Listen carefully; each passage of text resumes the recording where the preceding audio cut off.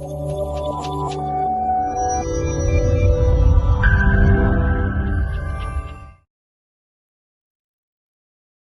aí, pessoal, estamos aqui em mais uma edição do episódio do nosso podcast Matemática Imprudente. Gostaria de agradecer a presença do nosso convidado de hoje, professor Dr. Suetônio de Almeida Meira. E hoje nós vamos conversar um pouquinho sobre a sua trajetória, principalmente acadêmica, mas de vida também, né? Professor, o senhor não é daqui, né? O senhor nasceu em outro lugar. E como é que você veio parar aqui em Prudente? Boa tarde, Pedro. Obrigado pelo convite para falar um pouquinho da minha trajetória acadêmica e algumas coisas sobre a minha vida. De fato, eu não sou de Prudente. Eu vim a primeira vez a Prudente para fazer o concurso. Eu sou natural da cidade de Campina Grande, na Paraíba. Fiz minha graduação na Universidade Federal da Paraíba. Depois passei a fazer o meu mestrado na UNB, em Brasília, onde eu de lá vim parar aqui em Presidente Prudente. Uhum. Professor, o seu nome, o senhor já comentou comigo, eu tenho uma curiosidade sobre o seu nome, Suetônio. Isso. Eu gosto até de fazer uma brincadeira em minhas palestras, né? Deixando para o final a origem do meu nome, né? Que todo mundo acha curioso, porque não é um nome comum, né? Embora existam alguns Suetônios por aí, né? Uhum. Mas a origem do meu nome é uma origem de um historiógrafo romano. Ele foi senador de César, chamava-se Caio Grecus Suetonius, né? E eu gosto de brincar, né? Eu falo assim, olha, se minha mãe chamasse Sueli e meu pai chamasse Antônio, o nome do filho teria que ser Suetônio, né? Mas não é de um historiógrafo. Esse nome, eu gosto sempre de relatar isso porque o Suetônio foi um cara muito importante para o mundo ocidental, porque ele foi o cidadão que fez a primeira obra literária nos moldes que nós conhecemos hoje em dia, como se fosse um livro, né? E o livro dele chama-se Os 12 Césares. Como ele foi senador de um César, ele relata a história de 12 Césares da época, né? Mas a curiosidade é que eu gosto de brincar um pouquinho com o meu nome.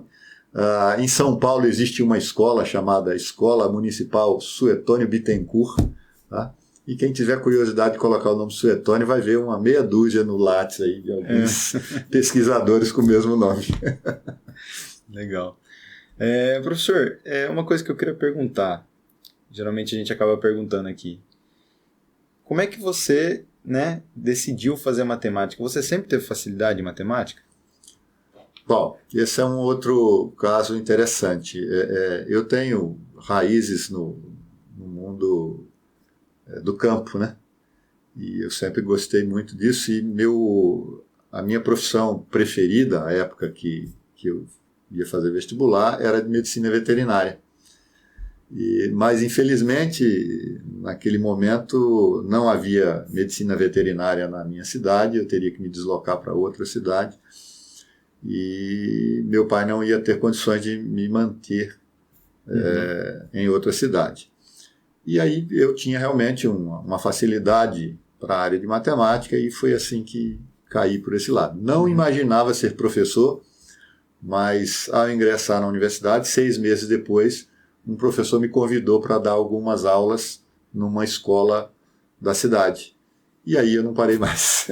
Então você entrou na universidade e já tinha uma afinidade grande, né, com a matemática. Isso, tinha logo uma facilidade. No começo, e foi dar aulas numa escola da cidade. 6 meses depois eu fui dar aula em uma escola, na época aula de 6ª série, e também os acasos da vida, o professor que era responsável pelas disciplinas à época 2º grau, que hoje nós chamamos de ensino médio, ele foi fazer um congresso, e eu o substituí em algumas aulas. E quando ele retornou, a turma pediu para que eu ficasse.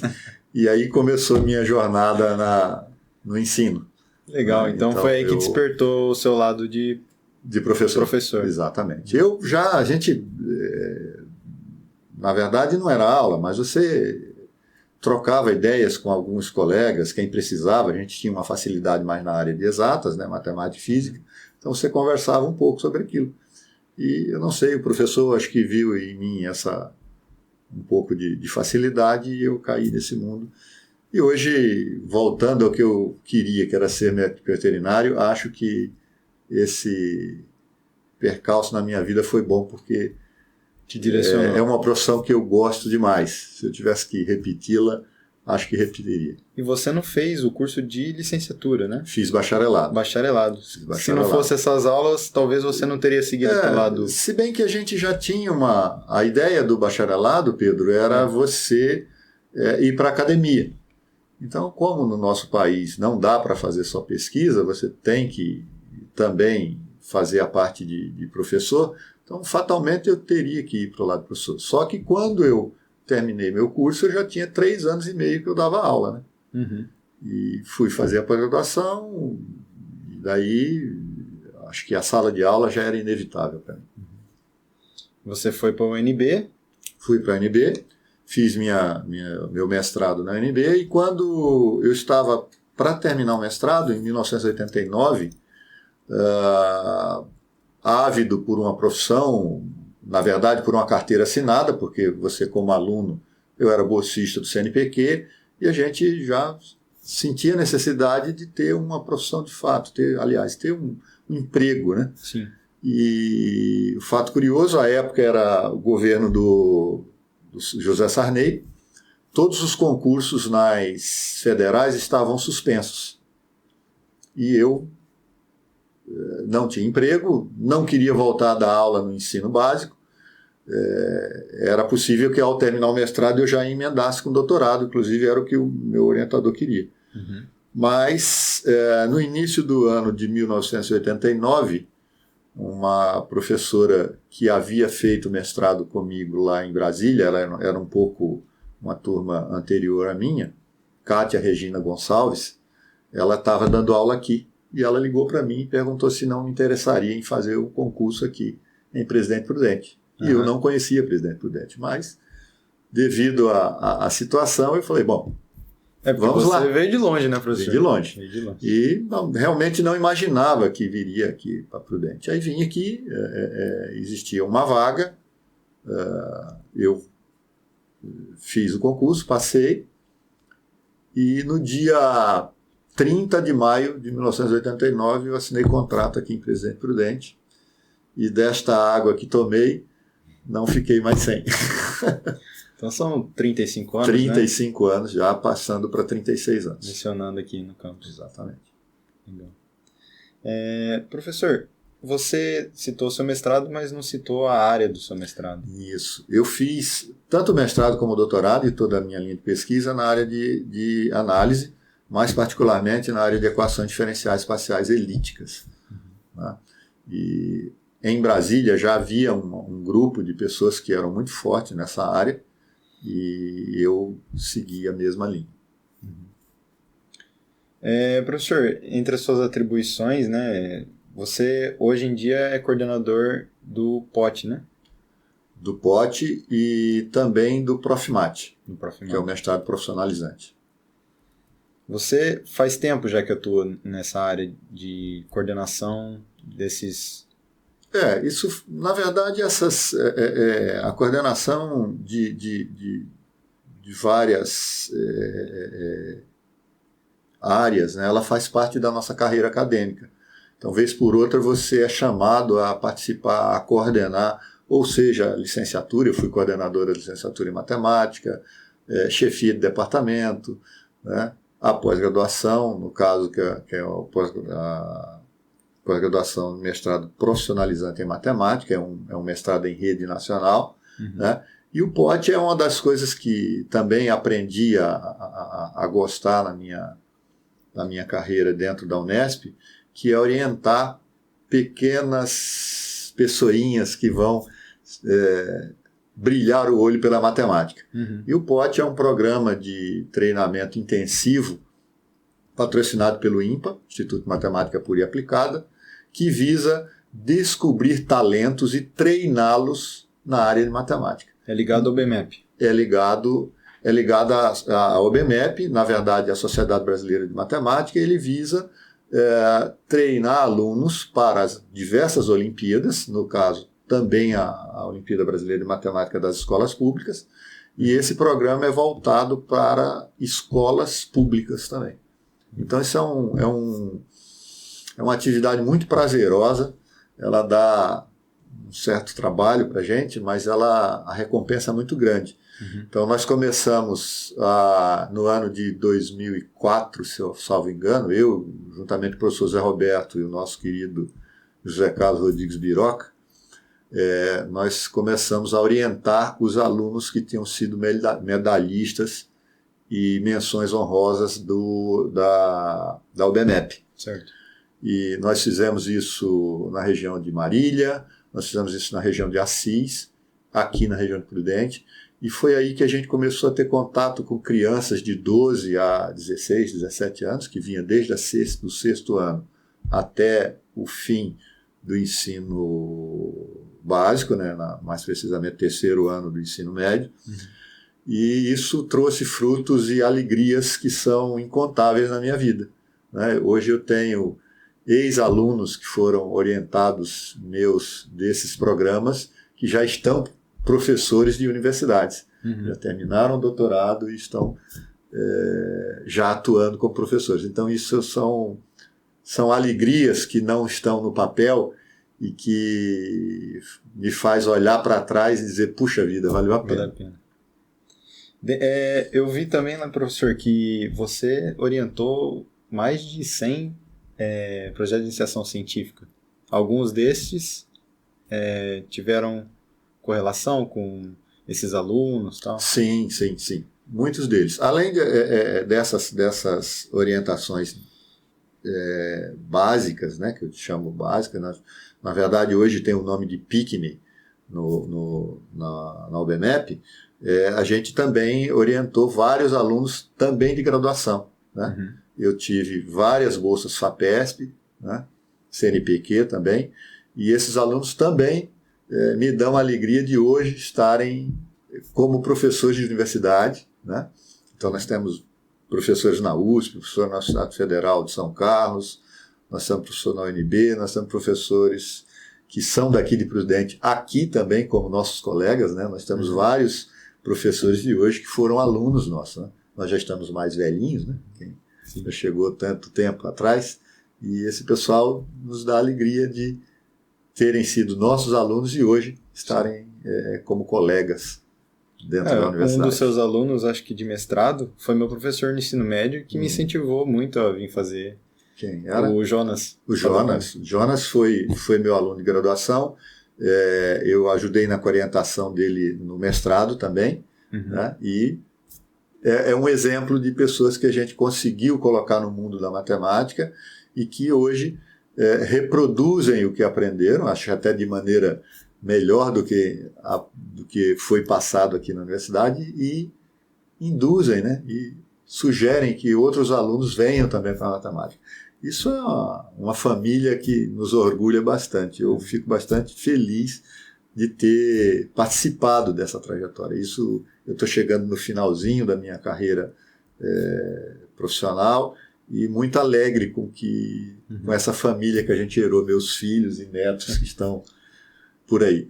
Eu lembro que ano passado o tema do SMART, que está se aproximando a edição 2024, né? A edição 2023 foi, né, o tema da nossa mesa redonda de conversas foi alunos egressos, e eu lembro que você participou como mediador, né? E foi muito legal ver que você lembrou de várias histórias, inclusive o Jonas estava lá. Então, o Jonas e tinha uma professora também que é aqui da cidade, a Vanessa, né, que foi da minha primeira turma de graduação aqui, de 1989, né? E o Jonas já é um pouco mais recente, mas também é ex-aluno. Né? Isso é muito bom. Essa alegria, só quem passa sabe disso aí. Né? Professor, e você citou, né, alguns alunos que foram, né, você tem na memória e tal, e também acabou citando pessoas importantes, né, a professora Kátia, o professor José Alberto, o professor saudoso professor Biroca.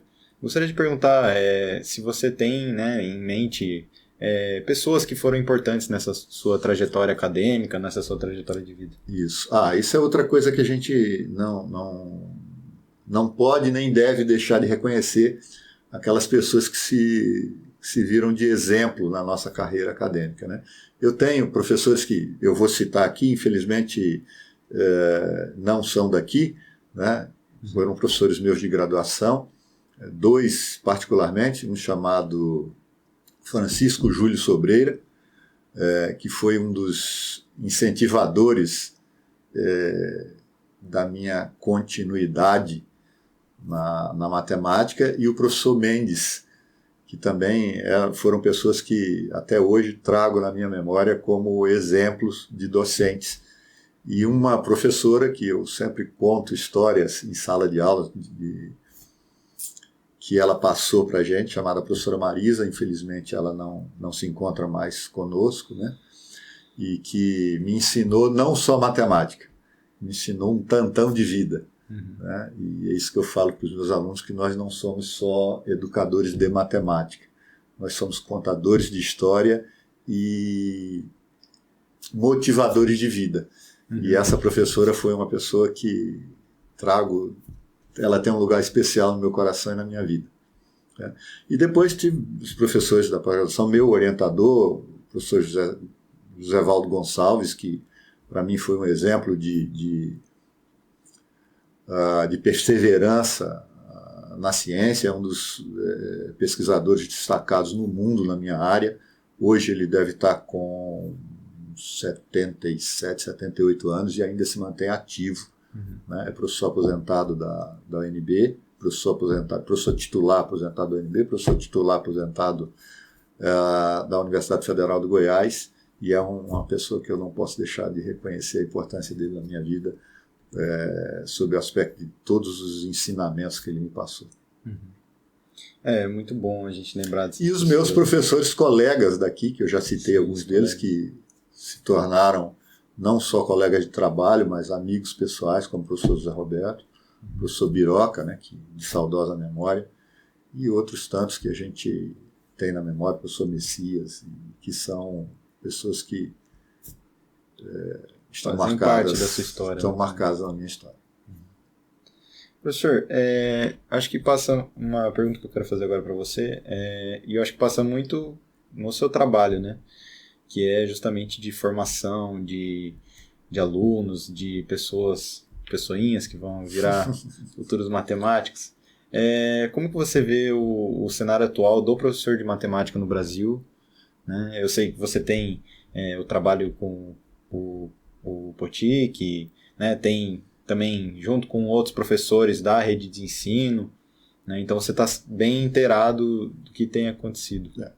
Bom, e principalmente com os professores do Profimate, porque esse programa é um programa voltado especificamente para professores que estão no mercado de trabalho. Sim. Então a gente tem, não a realidade do dia a dia deles, porque eu acho que só quem está em sala de aula que está vendo isso, mas a gente tem sempre as informações do que está ocorrendo, né? E é fato que nós estamos numa... Eu vou procurar o adjetivo correto, né? Mas nós temos muitas dificuldades no ensino atual. Eu posso até imaginar quais são os motivos disso aí, mas não me arrisco a colocar em pauta, porque acho que isso é uma coisa muito séria e deve ser tratada com muito cuidado e carinho. Mas o fato é que realmente nós temos recebido alunos aqui na universidade com sérias deficiências de formação básica na matemática, né?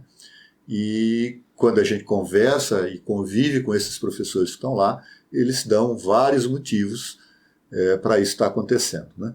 E eu fico muito triste, porque a matemática, eu não vejo a matemática fora de uma sociedade, né?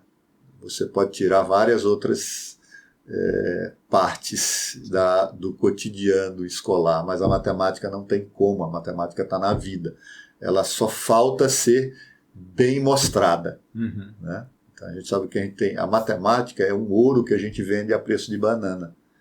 Então, se você passar a vender essa banana ao preço que ela realmente merece, a gente começa a despertar novos talentos, e essa é a ideia que a gente tem no Poti, a ideia também de melhorar professores que atuam nesse programa de pós-graduação profissionalizante, para que a gente comece a reverter essa situação que a gente se encontra hoje, que é uma situação que eu diria triste, né? A pandemia também foi causa muito séria do que nós estamos vivendo.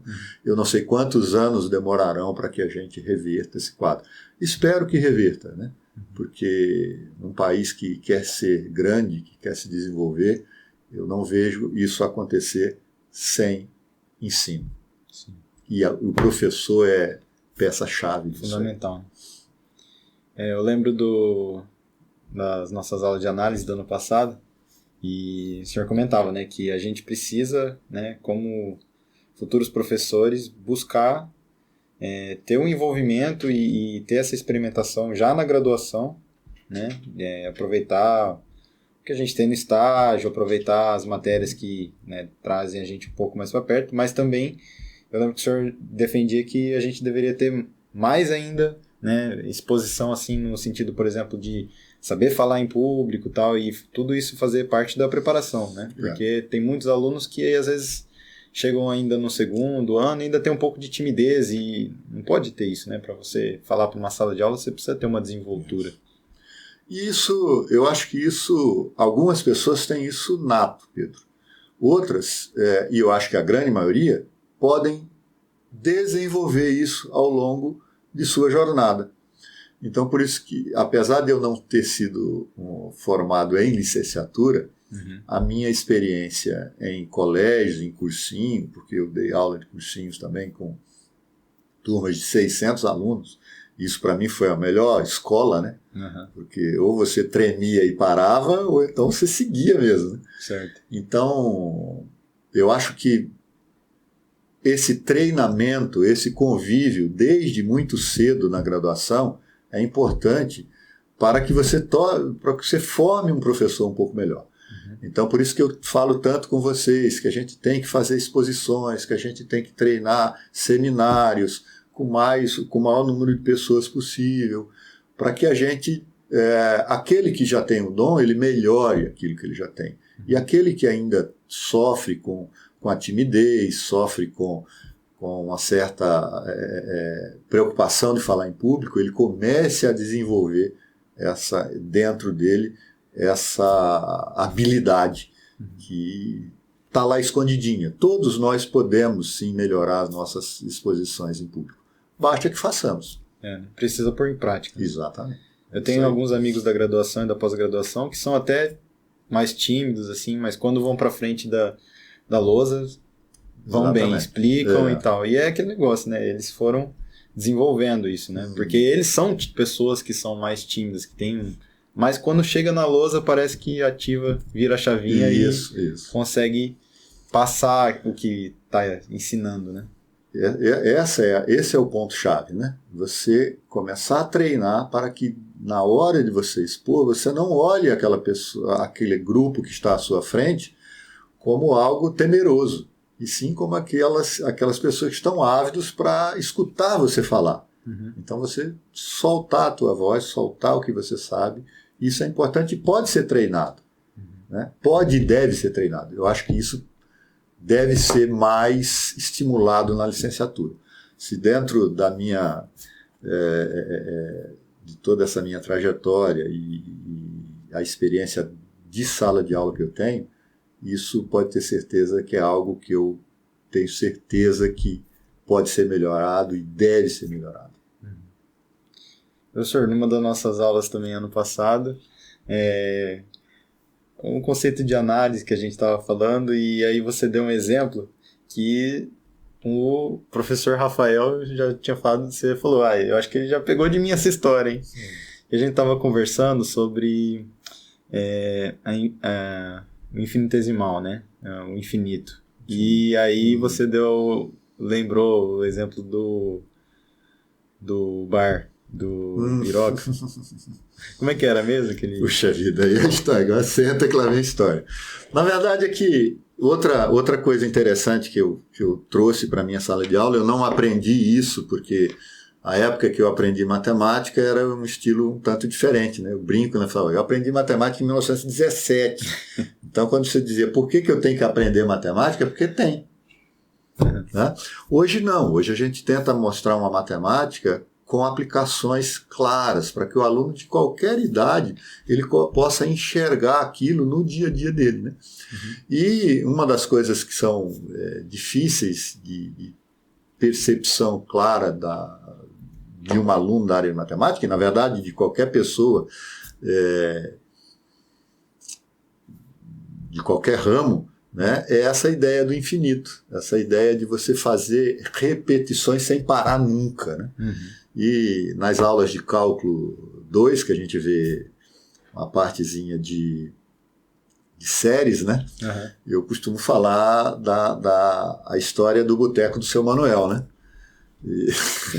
É uma história mesmo, história coisa, tá? Não com H. Eu frequentava um boteco e todo dia ia tomar uma pinga lá no boteco. E um belo dia eu tive um sonho e que eu não morreria, que eu seria imortal, juntamente com o seu Manuel, dono do boteco. Então, eu cheguei no outro dia, contei a novidade para o seu Manuel, que nós éramos imortais, né? E que eu continuaria ad eterno tomando a pinga no boteco dele todos os dias e ele me servindo todos os dias. E ele falou, opa.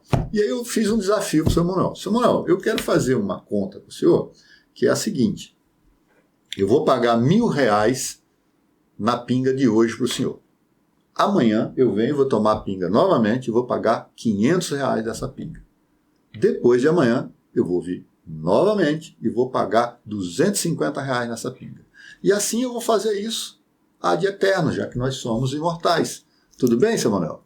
E seu Manuel, como um bom português, né, falou assim, tá ótimo. Então, isso é uma coisa que aconteceu há muito tempo atrás, ainda existia cheque, né?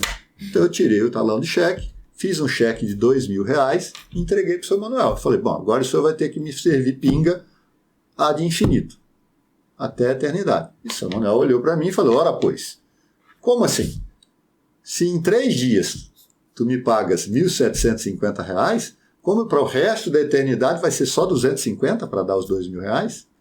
E isso é um passo importante, porque isso, na verdade, eu faço toda essa história para contar que isso é uma série geométrica de razão meio. E que, começando do dia 1 até... e o resultado seria R$2.000 para pagar. Né? E isso, se você contar mesmo para os alunos e para qualquer pessoa do dia a dia, eles não vão achar isso muito normal, né? Mas é essa ideia da matemática como algo que transcende a nossa visão normal, né? Eu falo a história nós ensinamos desde o ensino básico que o ponto não tem dimensão, né? E aí ensinamos também que um segmento de reta é formado por pontos e que um segmento de reta tem medida. Não tem medida o ponto, nem tem dimensão, e um segmento de reta é formado por pontos e tem medida. Ora, pois. Né, que eu junto um monte de coisa que não tem medida e dá algo que tem medida. É a história do infinito. Certo. Por isso que matemática é fascinante. Né? É muito legal. E tem como você ensinar isso motivando. Eu falo isso desde muito tempo e acho que motiva, tanto que você ainda lembra da história. Lembro. Isso é muito boa. No dia que a gente estava fazendo aula de análise, acho que tinha uma série geométrica lá também, você contou e aí não esquece mais. Isso, e é interessante porque isso é um artifício que eu acho que o pessoal da área de didática diz, isso é um artifício muito rudimentar, mas é um artifício que memoriza, faz o aluno memorizar e ele realmente não esquece mais disso, né? E aí o conceito de matemática vai atrás. Eu acho que isso que é legal, né? Acho que isso daí resume bem, né, o que a gente estava falando do professor, né? Dar significado pro ensino e, né?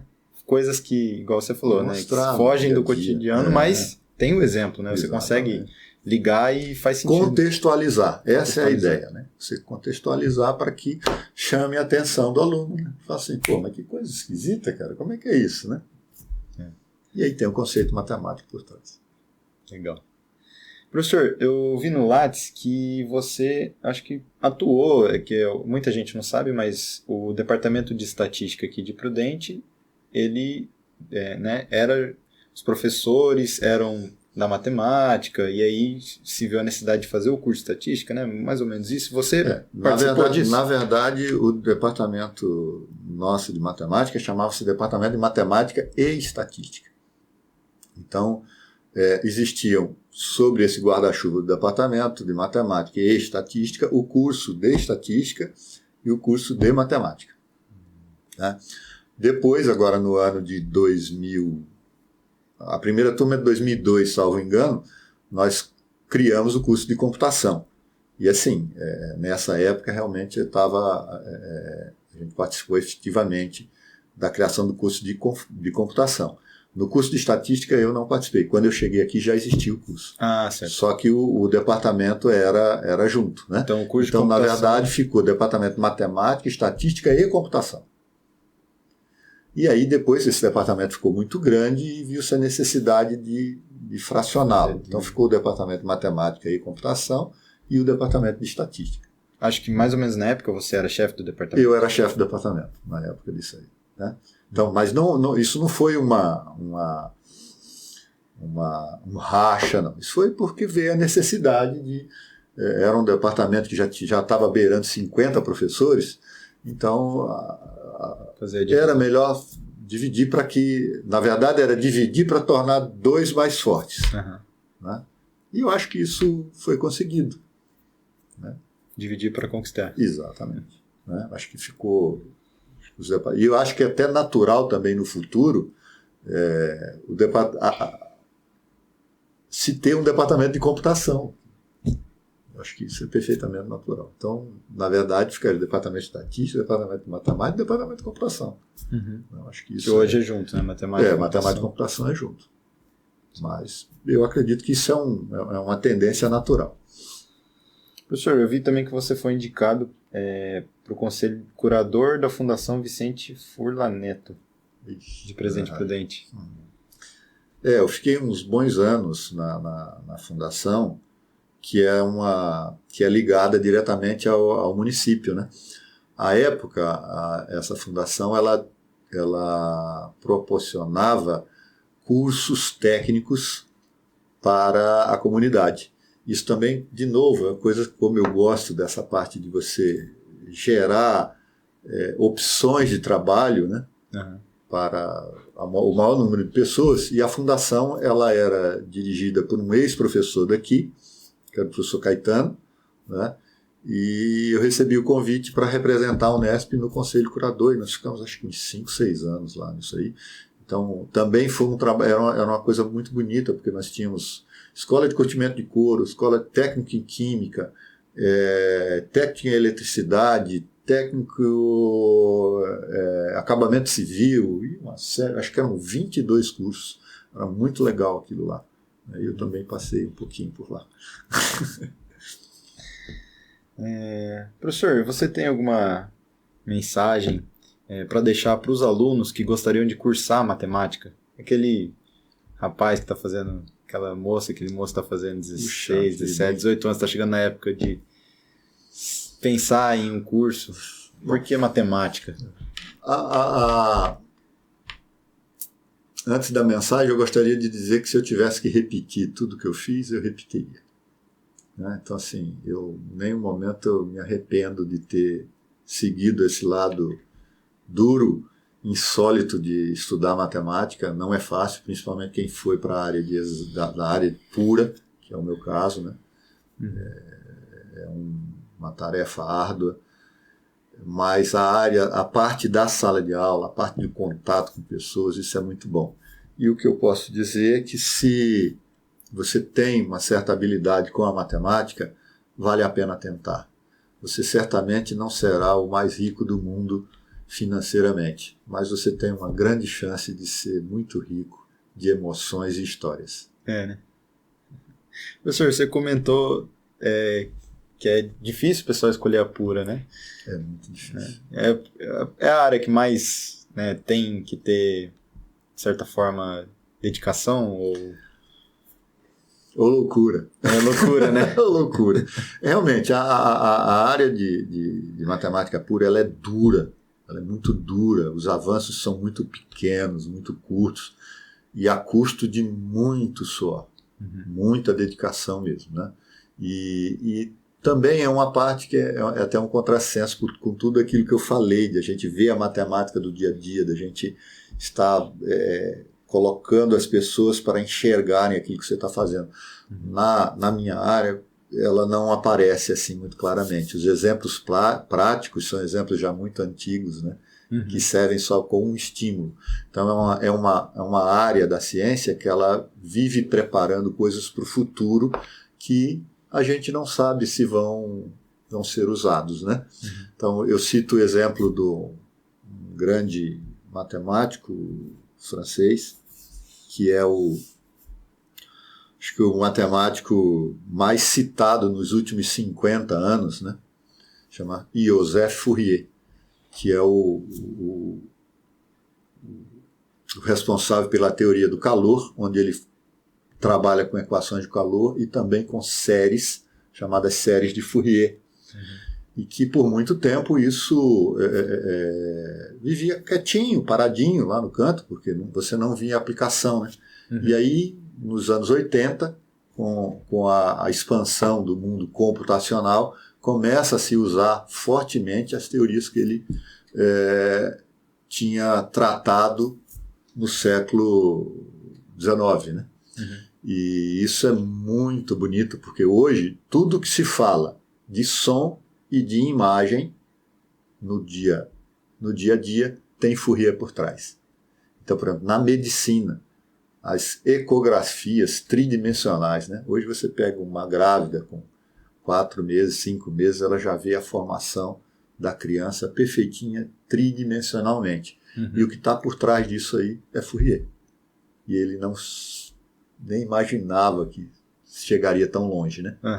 Então essa é uma parte muito legal da matemática pura. E tem outros casos que eu cito também, que aí já mais a parte de álgebra, né? Que é a parte de criptografia, que na história da matemática era meio uma gozação entre os matemáticos, né? Porque quem fazia a parte de aritmética, mais assim, era teoria dos números, não se via aplicação, né?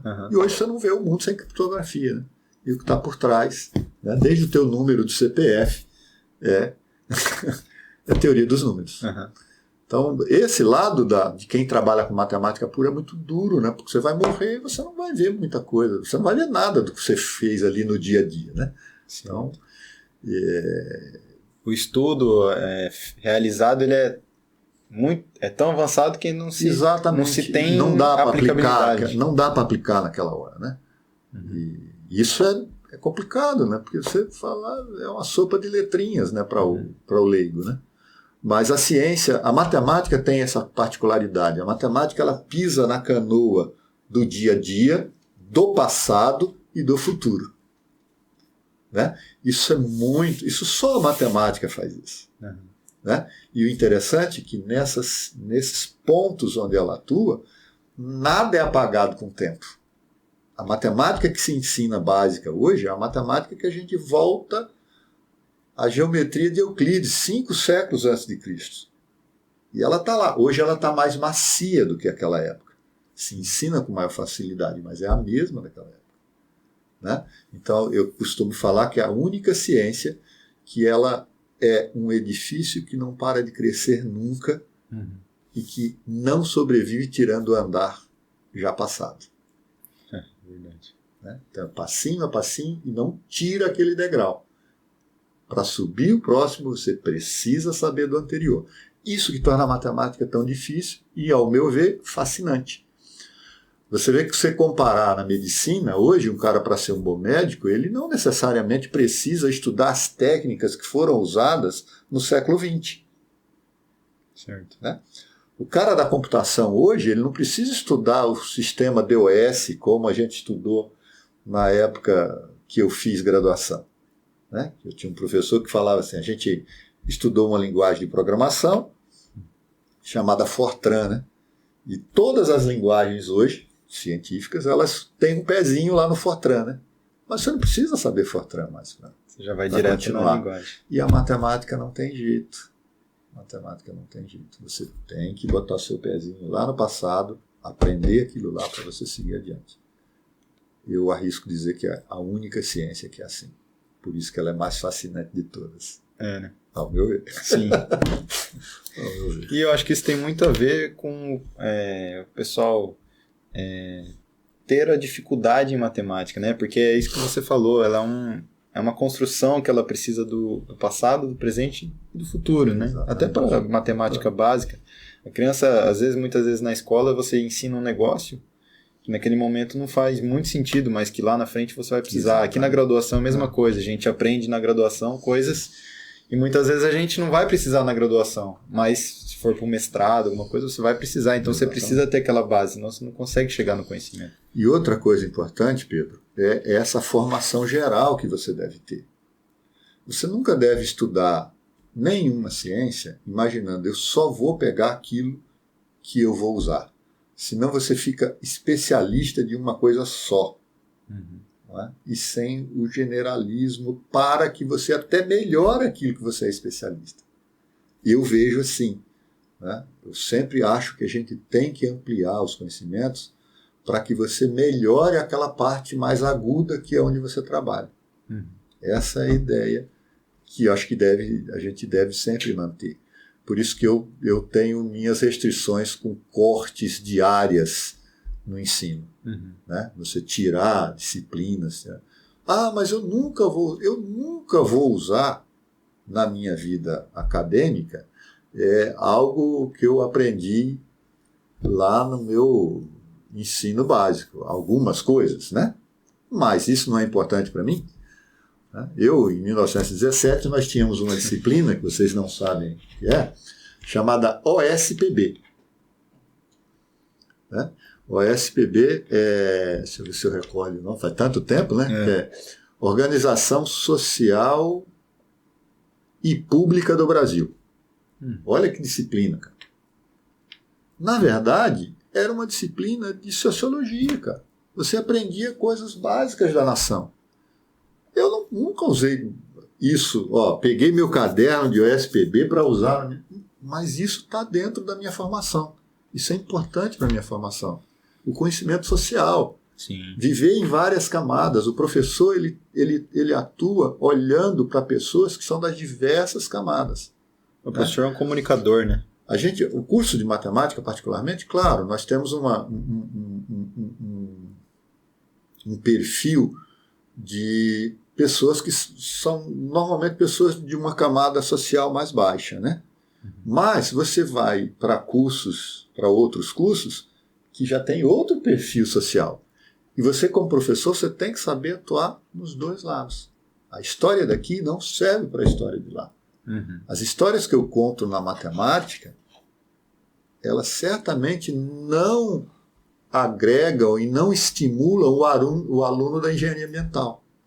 Então eu tenho que me adequar àquele perfil lá. E a Se minha você formação, não tiver o conhecimento geral. E a minha formação mais geral possibilita essas coisas. Então eu levo coisa do sítio para a sala de aula, você sabe disso. Né? Eu levo coisa de futebol, de esporte, de antiguidades que eu gosto. Né? Uhum. Eu tento trazer essas coisas para o meu dia a dia. Acho que isso funciona. O depoimento dos alunos é que podem comprovar isso ou não.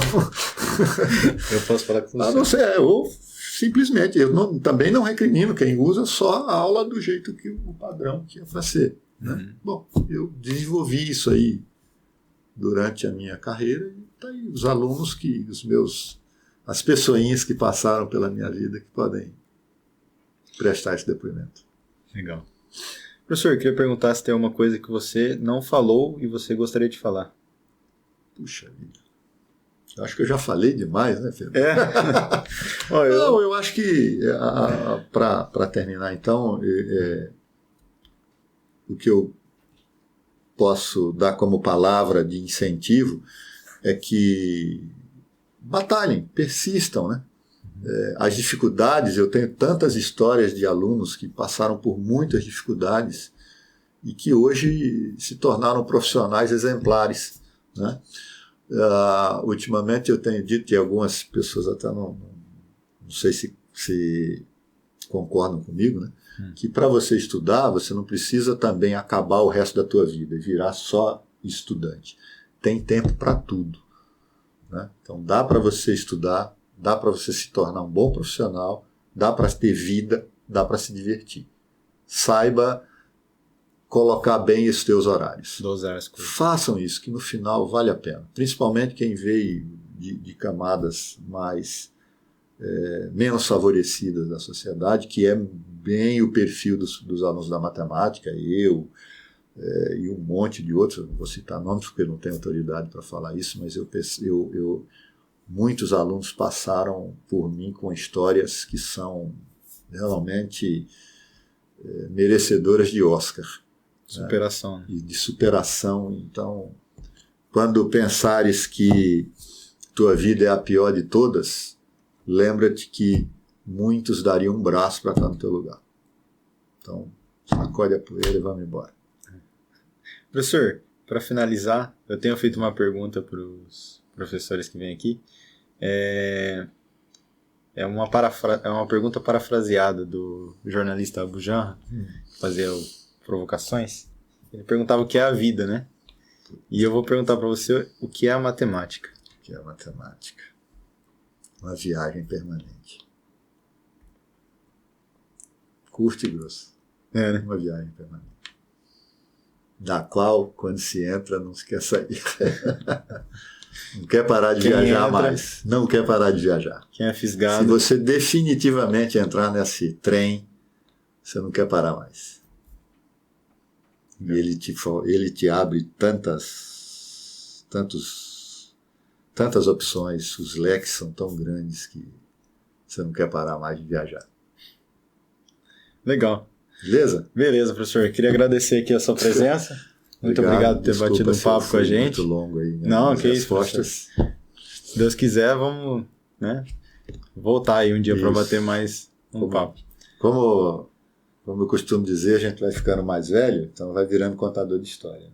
Então... Mas aí que é legal. Valeu, pessoal. Esse foi mais um episódio do Matemática Imprudente. Até mais.